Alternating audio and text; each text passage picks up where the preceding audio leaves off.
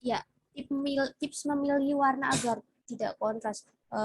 Di sini mungkin bisa disesuaikan dengan kebutuhan ya Kak, kayak misalkan usernya itu mintanya untuk umur berapa, bisa disesuaikan seperti umur dari umur, terus untuk siapa,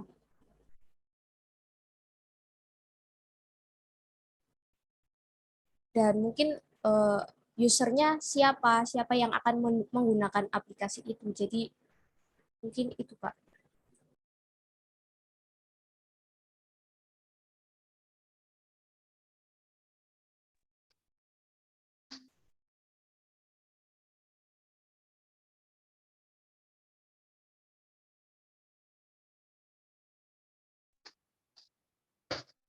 Ya, teman-teman, barangkali ada yang mau bertanya lagi.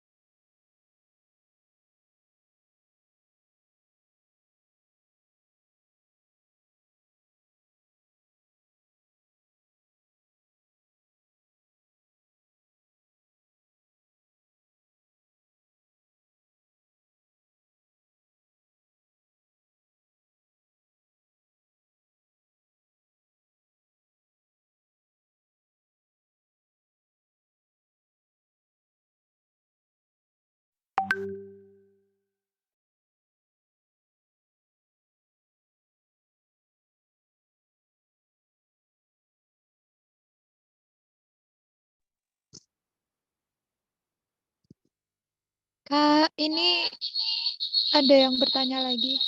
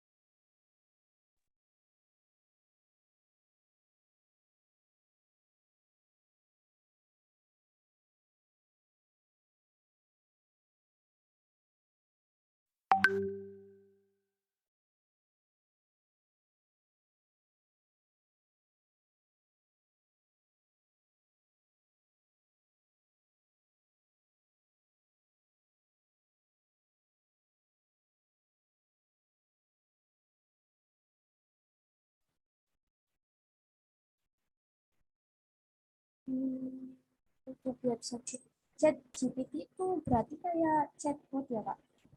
Berarti ini tuh tergolong ke user interface mobile.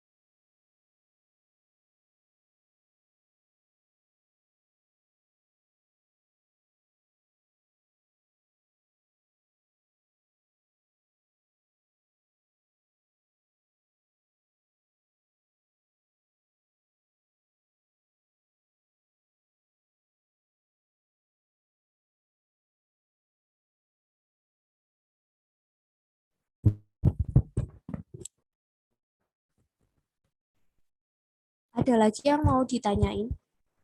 Ini ada lagi yang bertanya, Kak.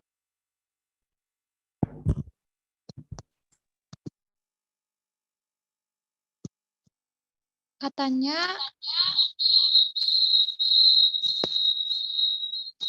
apakah seorang UI UX designer harus punya skill yang baik juga di pemrograman front end seperti HTML, CSS, JS, atau cuma modal kreativitas jago gunain tools kayak Figma?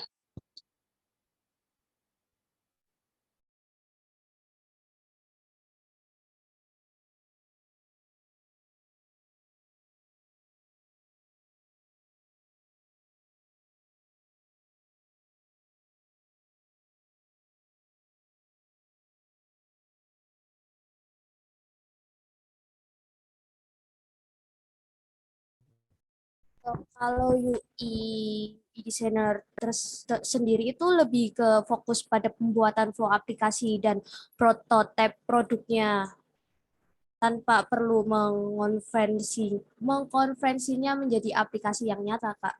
Jadi eh, nggak harus bisa ngoding sih.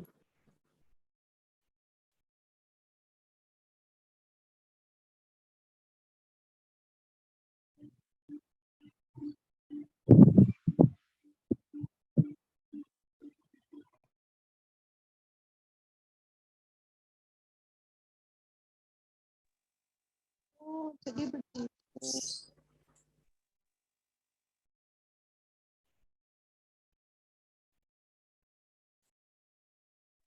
Ya, sudah tidak ada yang bertanya lagi.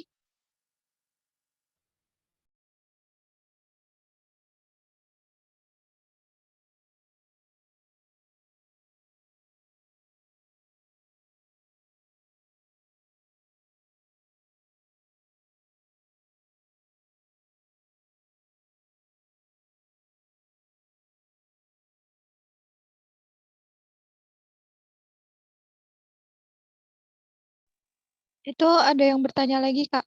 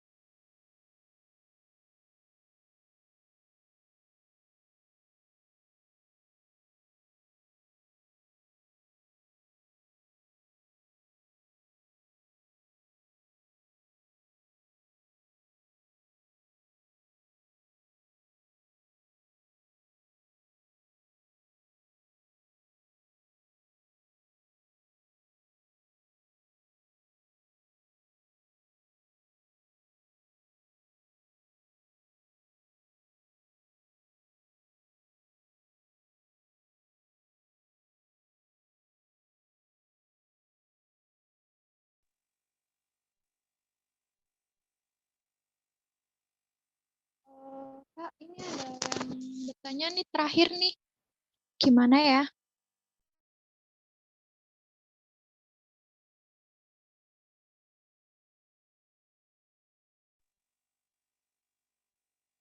Kalau sudah tidak ada yang bertanya, kesimpulannya yaitu kita bisa ambil ya beberapa manfaat, beberapa materi yang sudah disampaikan oleh pemateri, kita bisa ambil manfaatnya sendiri-sendiri ya teman-teman. Jadi kita belajar beberapa teknik UI UX dan gunanya UI UX itu untuk apa bagi perusahaan. Kita bisa ambil dari semua itu ya teman-teman. Terima kasih untuk pemateri hari ini dan teman-teman yang sudah bergabung. Assalamualaikum warahmatullahi wabarakatuh.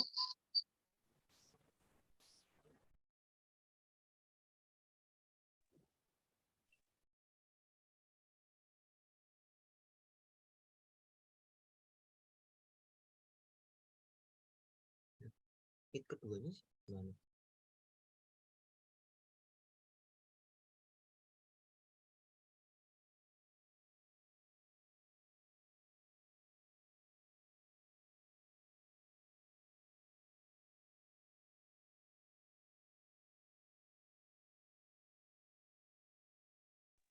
Teman-teman, jangan keluar dulu ya.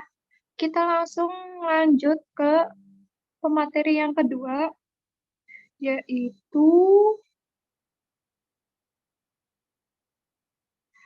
Kak Muhammad Izul Fuadi yang akan membawakan UI UX Designer, keahlian yang diperlukan dan peluang karirnya. Kepada pemateri, kami persilahkan.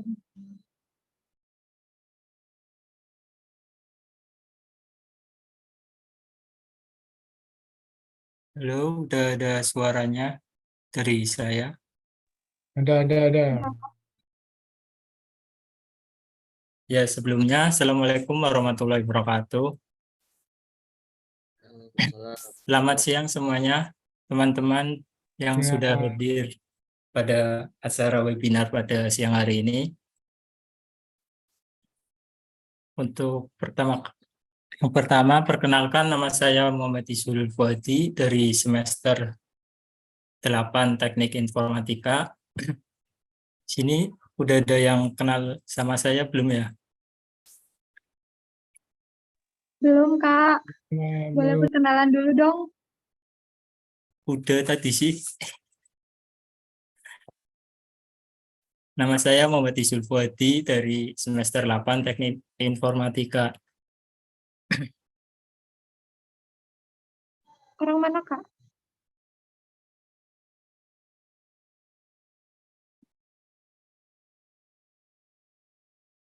Langsung masuk ke itu aja ya, PowerPoint-nya, materi.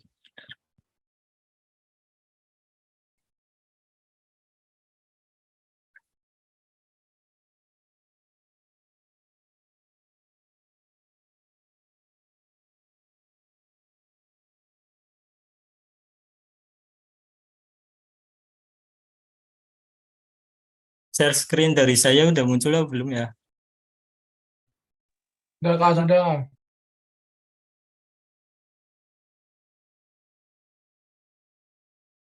Jadi hari ini sesuai dengan brosur atau pamflet yang sudah di-share di Instagram HMP atau yang sudah kalian dapatkan dari teman-teman. Di sini saya akan membahas UI UX Designer, keahlian yang diperlukan dan peluang karirnya. Sebelumnya di sini sudah ada yang tahu apa itu UI UX Designer. Kalau ada yang tahu boleh dijelaskan, barangkali ada yang sudah tahu apa itu UI UX Designer.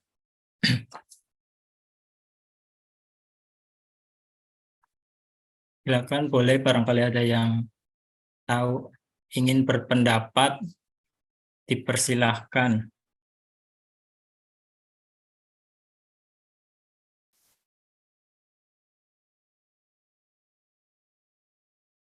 Yang buat desain aplikasi, ya boleh.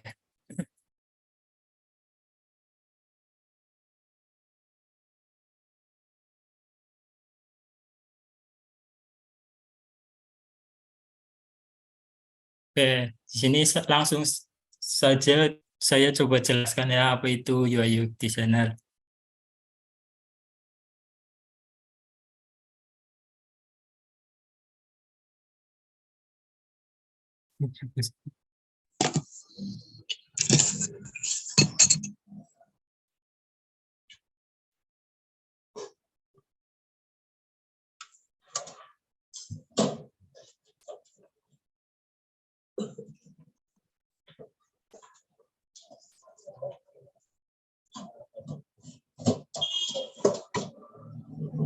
Oh iya, maaf sebelumnya. Di sini saya akan menjelaskan apa saja yang akan dibawakan oleh saya di webinar kali ini. Yang pertama, apa itu UI UX Designer. Yang kedua, tugas UI UX Designer.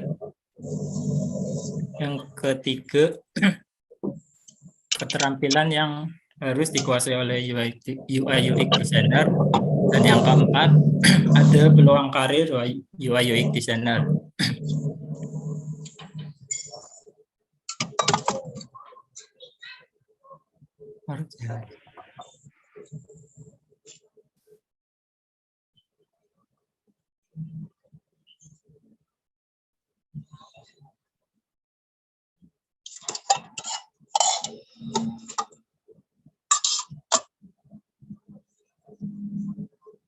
UI UX designer yaitu UI atau user interface mencakup keseluruhan aspek visual yang ditampilkan pada sebuah website atau aplikasi, baik dari segi warna, layout, tombol, hingga tipografi. Yang tadi sudah sedikit dijelaskan oleh Mbak Dwi Ayu. Sedangkan UX designer atau user experience designer adalah seseorang yang bertanggung jawab terhadap kepuasan pengguna user dan pengalaman yang lebih baik saat menggunakan atau mengakses website atau aplikasi yang dibuat.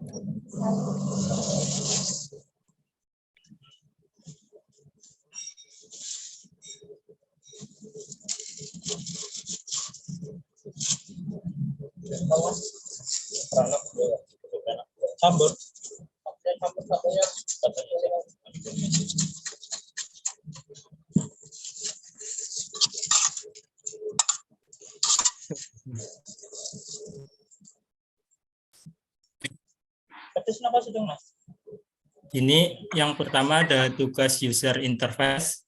Yang pertama, membuat aplikasi dan website agar memiliki visual yang menarik dan navigasi yang tepat. Yang kedua, mengelola tata letak halaman. Dan yang ketiga, memilih palet warna dan harus yang sesuai. Yang keempat, menentukan tipografi, animasi, dan elemen seperti button, list menurun, maupun text box untuk menunjang UI. Yang kelima, berkolaborasi dengan developer dan UX untuk mengaplikasikan desain ke produk asli. Dan biasanya pertanyaan yang muncul dari seorang user interface itu begini. Warna tombol ini bagusnya apa? Terus bentuk tombolnya lebih bagus yang kotak atau persegi atau berbentuk persegi yang agak membentuk lingkaran di pojoknya. Terus ada lagi, lebih baik tombol ini ditempatkan di mana? Berbeda dengan tugas user experience atau UX designer.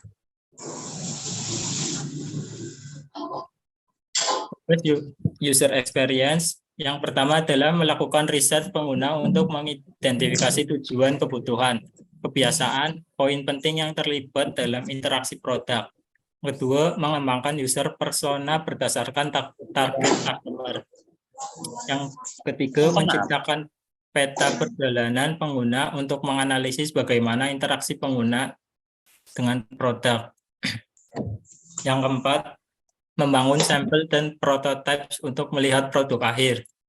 Dan yang kelima, menampilkan uji coba pengguna untuk memvalidasi rancangan keputusan dan masalah.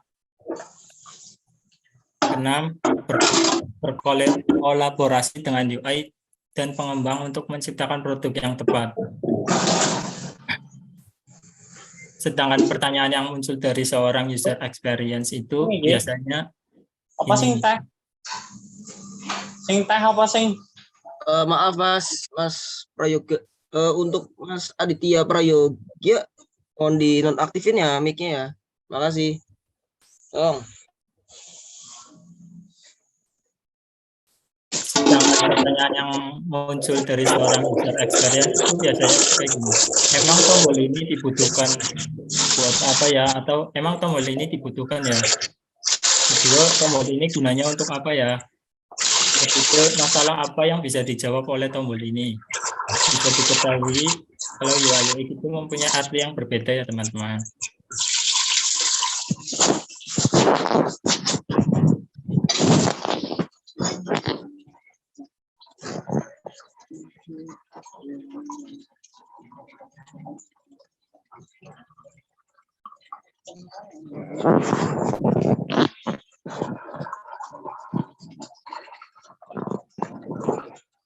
Untuk Mas Aditya Prayogi, ada yang mau ditanyakan? Soalnya mic-nya masih nyala ya.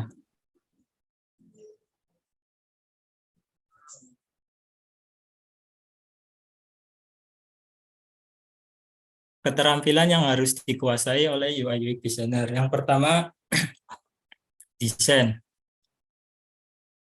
Untuk yang pertama, desain itu perkaya ilmu desain bisa dengan mengikuti pelatihan webinar, workshop terkait dengan UI agar dapat memperdalam pengetahuan. Penting untuk memiliki pengetahuan dan kemampuan desain yang baik. Dalam bidang ini berperan sebagai kreator yang akan merancang tampilan berdasarkan gambar, huruf, angka, warna, dan sebagainya. Sehingga dibutuhkan kemampuan yang handal dalam menyalurkan jiwa seninya ke dalam sebuah aplikasi. Dengan begitu, tampilan aplikasi lebih enak dilihat. Jadi contohnya kayak gini, teman-teman. Kebetulan kan saya punya toko desain jersey. Nah, dari customer itu biasanya kan minta jersey printing yang seperti apa, atau ini sebagai contoh aja ya. Jadi desainnya nanti sesuai dengan customer mintanya seperti apa. Nanti si pihak UI atau owner itu mendesainkan sesuai yang customer mau. Jadi customer juga harus melihat itu desain buat dia sendiri atau buat timnya. Jadi dia menyesuaikan desain ini cocok buat teman-teman rekan setimnya atau cocoknya buat sendiri gitu. Untuk yang kedua ada visualisasi. Visualisasi adalah pelajari user flow, kemudian visualisasikan dengan tepat. User flow itu seperti tahapan ya, atau langkah-langkahnya bagaimana. Mungkin bisa dikatakan flowchart. Sudah pernah bikin flowchart dong pastinya. Nah, contoh simpel dari user flow itu, misalkan mau download aplikasi, langkah yang pertama itu kan harus ada akses internetnya dulu. Kemudian buka Play Store atau aplikasi sejenisnya untuk mengunduh aplikasi.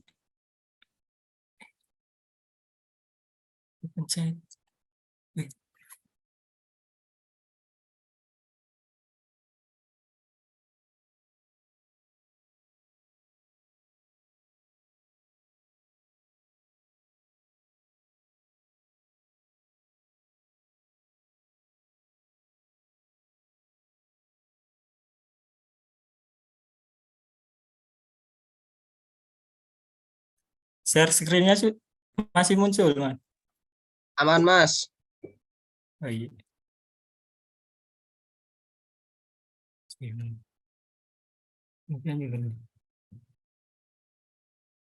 Jadi sampai di visualisasi ya.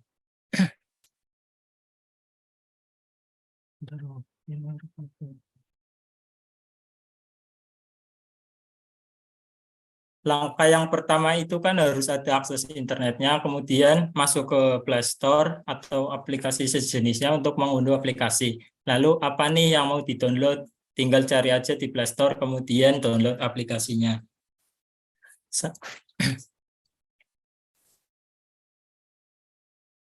Nah, contoh di sini sama halnya kalau teman-teman mau membuat aplikasi, teman-teman bisa coret-coret dulu nih untuk alurnya, bisa dijelaskan ke depannya itu mau bagaimana aplikasinya. Untuk yang ketiga ada pembuatan wireframing. Wireframing atau mockup dalam membuat suatu desain website atau aplikasi, terlebih dulu harus menguasai pembuatan wireframing atau mockup. Wireframing atau mockup merupakan desain awal dalam pembuatan proses pembuatan situs atau aplikasi tertentu. Atau bisa diartikan kerangka atau coretan kasar untuk penataan item-item pada halaman website atau aplikasi sebelum proses desain sesungguhnya dimulai. Contohnya itu bisa menggunakan coretan di kertas atau menggunakan tools desain. Kemudian ada penggunaan tools. Seorang UI UX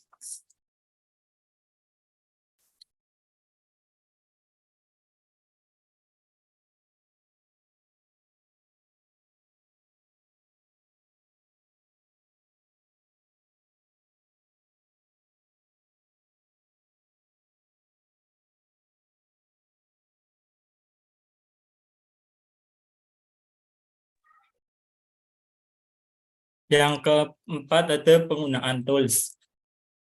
Seorang UI UX tidak mungkin bekerja sendiri secara manual tanpa adanya tools atau aplikasi yang bisa digunakan untuk mempermudah pekerjaan si UI UX. Biasanya tools yang digunakan untuk membuat user interface itu ada Figma, Adobe XD, Marvel, Zeppelin, dan lainnya.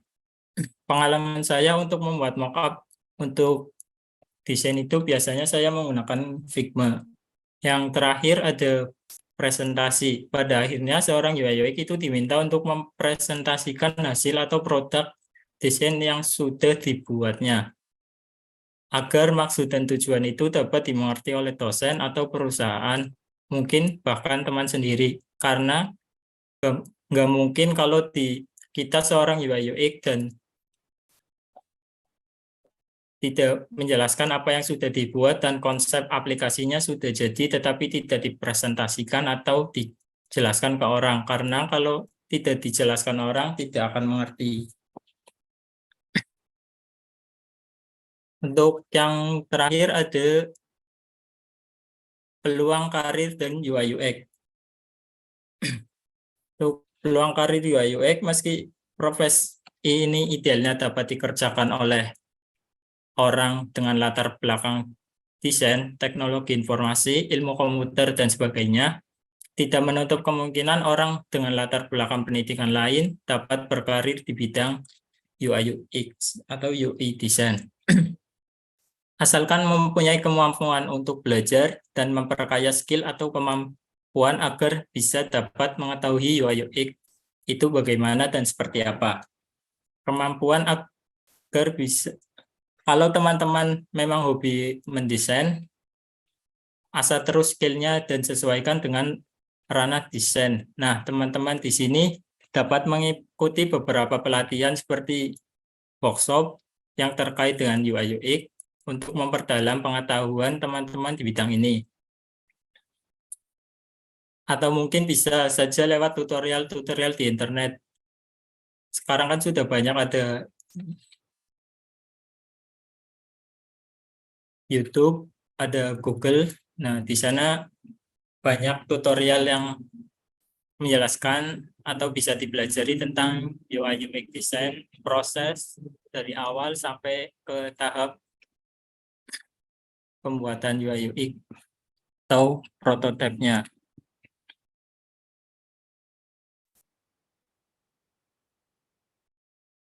Selain itu, teman-teman perlu rajin dalam memperkaya kemampuan dengan berlatih dan menyimak berbagai kursus juga sangat membantu Anda ingin memulai karir di bidang UI. Kunci utama yang mendukung peluang karir UI UX designer adalah keberadaan serta perkembangan industri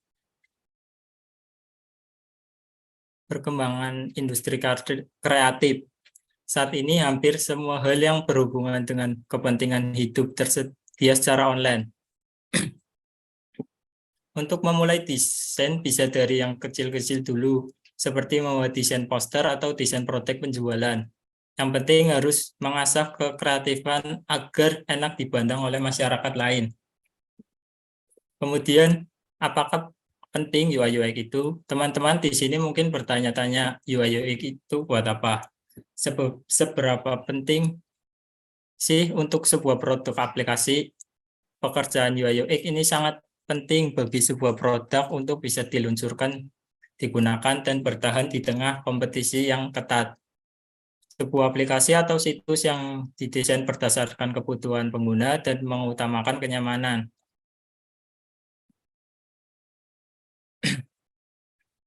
Berpeluang digunakan banyak orang, karena kalau tampilan awalnya saja sudah enak dipandang, pasti yang memakainya aplikasinya itu gak sungkan untuk menggunakan ke depannya. Sebagai contoh, pasti di sini semua ingin menggunakan aplikasi yang bisa menjawab kebutuhannya. Dan saat mengunduhnya, tentu berharap aplikasi itu mudah dipakai dan dipahami. Tanpa adanya UI UX designer, sebuah produk bisa sia-sia karena tidak dapat digunakan.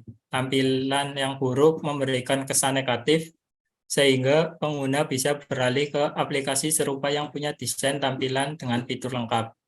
Profesi UI UX berperan penting bagi kesuksesan produk startup digital.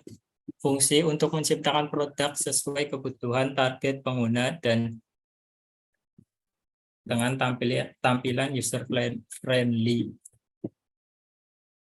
Sekian materi dari saya, barangkali ada yang mau bertanya. Mas ikut mau tanya dong. Ya, Halo. boleh. Oke. Pertanyaannya gini Mas, kalau UI dan UX designer yang lebih dipentingkan dalam proses kerja itu mana dulu Mas? UI dulu atau UX dulu dalam membuat sebuah project? Apa mungkin UX-nya terlebih dahulu atau UI-nya dulu gitu?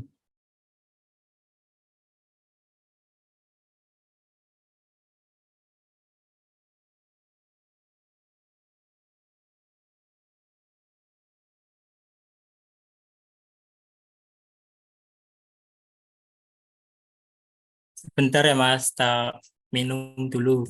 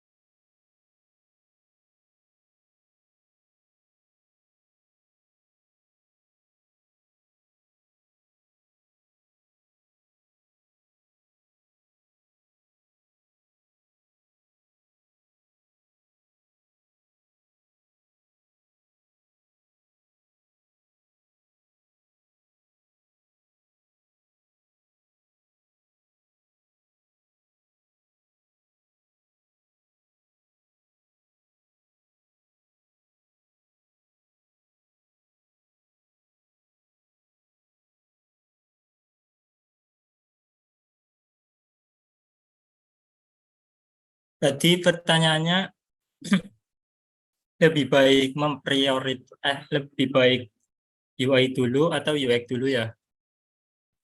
Iya Mas, betul. Sebetulnya sama saja sih. Kenapa sama saja? Karena ujung-ujungnya juga apa ya, memikirkan bagaimana produk itu agar selalu digunakan oleh user.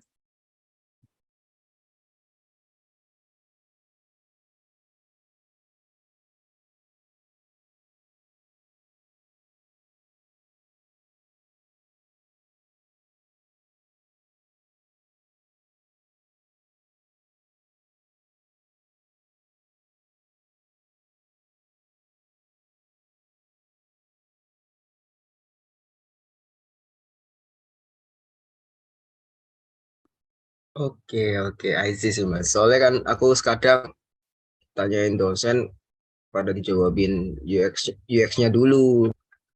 Kalau UX-nya udah ngepaparin kayak wireframe dulu, terus HCC barusan UI-nya ngerjain gitu.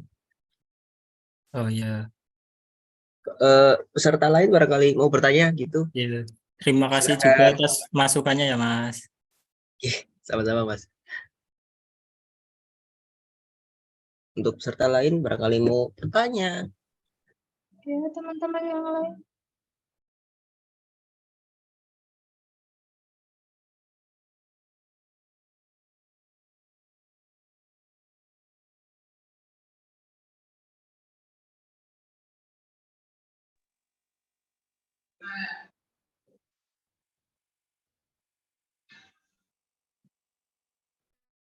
Gimana teman-teman yang lain? Ada yang mau bertanya lagi?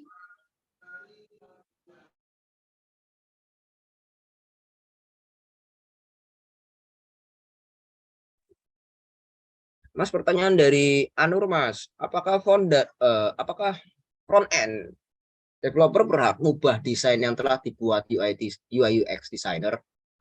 Kalau misalkan desainnya dari UI UX itu kayak apa ya, terlalu over untuk bisa direalisasikan oleh seorang front end, apakah bisa ada opsi untuk ngubah dari hasil yang dibuat UI UX, Mas? Bisa-bisa aja sih. Tapi sebetulnya kalau merancang aplikasi dari awal itu biasanya ada itu ada komunikasi yang pertama, nanti si user mintanya seperti apa, nanti si UI UX itu membuatkan prototipe atau alurnya, nanti dibicarakan dengan front end sama Kayak front end dan back end developernya. Kira-kira terlalu over atau mungkin terlalu mudah kayak gitu. tapi nggak diperbolehkan ya Mas, berarti kalau front end itu ngubah tatanan yang ada sudah disetujui sebelumnya dalam rapat bersama UI UX ya Mas? Iya, karena nanti bisa jadi apa ya, kesalahpahaman atau berbeda dengan perjanjian awalnya kayak gitu. Udah Mungkin menjadi kalau hanya sekedar warna atau apa kan masih bisa apa masih sangat tidak terlalu itu apa ya, tidak terlalu merubah semuanya gitu loh. sama mengenai, kalau aku lihat di Jepang mungkin Mas, karena kalau mereka di sana suka budaya, antara budaya atau kebiasaan mereka melihat website atau kayak apa ya, kayak jualan promosi di pamflet-pamflet itu sukanya numpuk-numpuk Mas, nggak rapi kayak visual untuk user interface-nya di negara kita atau negara lain. Maksud saya, kenapa sih kadang ada negara yang sukanya bikin user interface tapi yang tumpuk-tumpukan gitu, nggak rapi, tumpuk-tumpukan, ada space dikit isi gitu Mas. Kalau menurut Mas gimana Mas?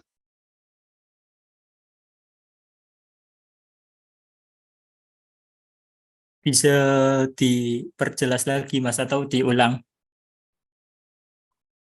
Eh, Kenapa ya Mas? Kadang bukan itu, bukan sekarang sih.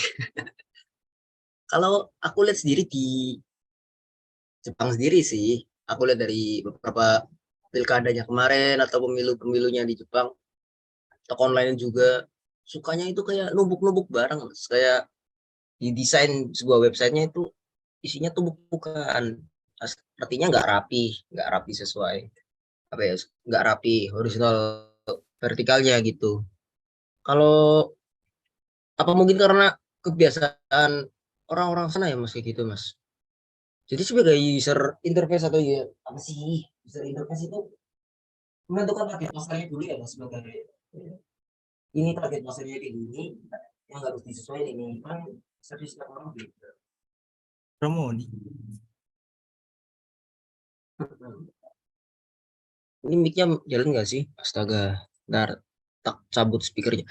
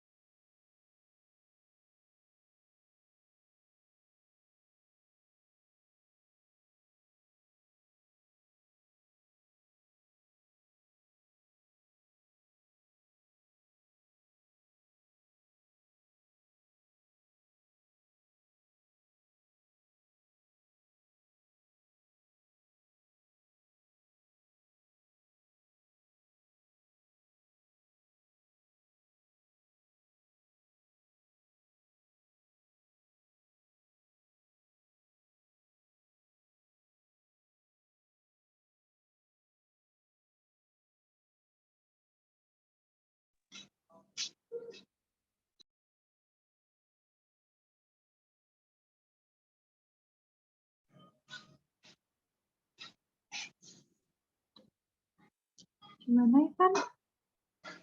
Ada kendala.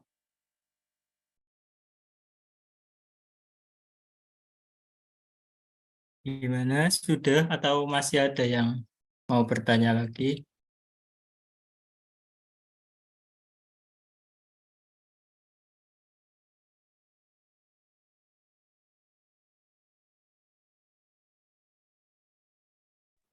Teman-teman yang lain, ada yang mau bertanya lagi?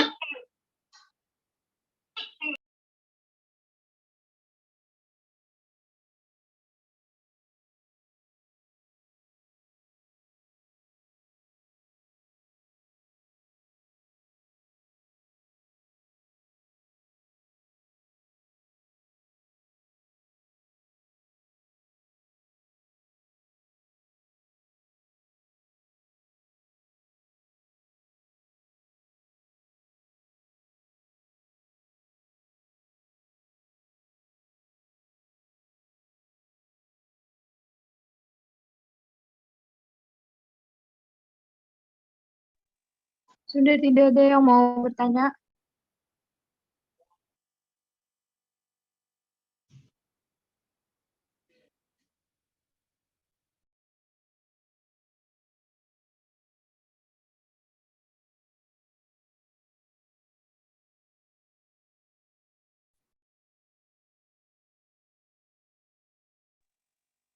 Gimana ini? Gak ada yang mau bertanya lagi? Ayo teman-teman.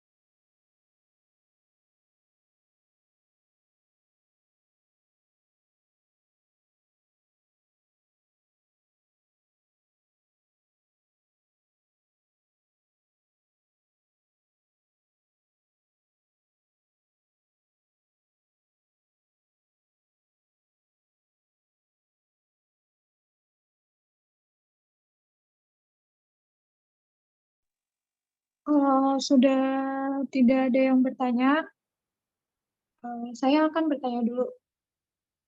Kak, ini biasanya kalau desain kan dari beberapa orang yang baru pertama kali desain, itu ini ada masalah di bagian warna, pemilihan warna. Itu caranya gimana ya? Biar nggak kelihatan bosen dan bisa kelihatan menarik gitu.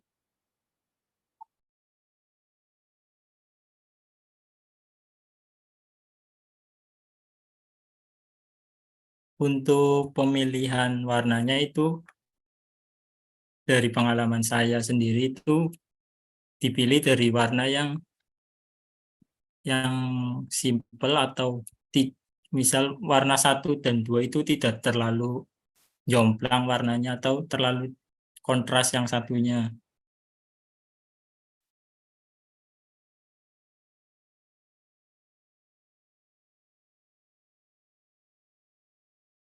Misalkan warna dari warna header website. Nah, warna headernya misalkan biru. Terus untuk warna teksnya itu bisa pakai warna putih. Misal di warna pink atau apa kan biasanya tidak terlalu kelihatan atau kurang nggak enak dipandang kayak gitulah.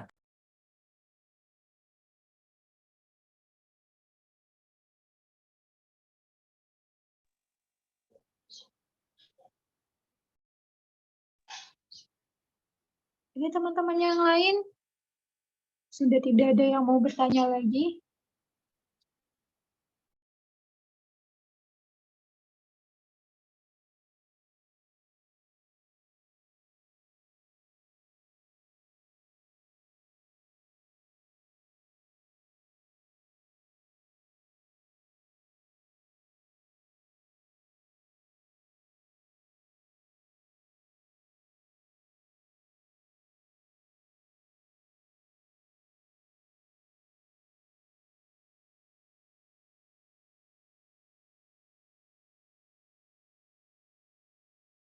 Kalau sudah tidak ada yang mau bertanya, kita langsung ke sesi foto bareng ya, teman-teman.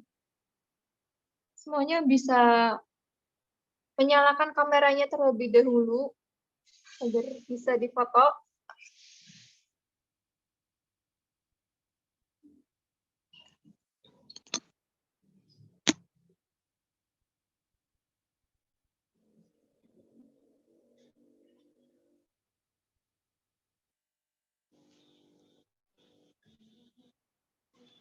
Ya, untuk hostnya bisa langsung di screenshot ya.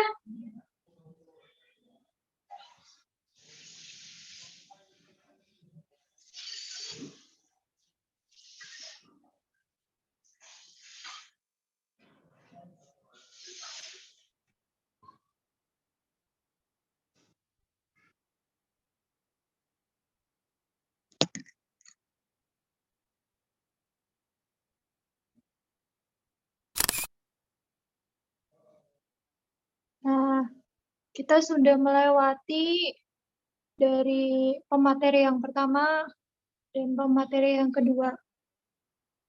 Kita bisa ambil dari beberapa yang sudah disampaikan ya teman-teman. Bisa diamalkan dan bisa dipelajari agar kita bisa